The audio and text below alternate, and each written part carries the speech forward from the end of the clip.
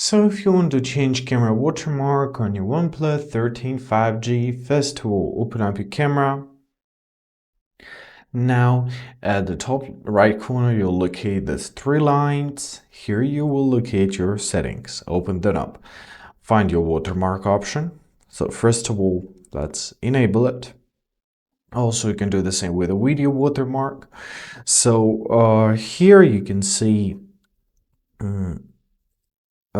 the style of it, right? You can change the layout, you can change the position of it, you can choose the text. However, let's find something like this. This one looks cooler.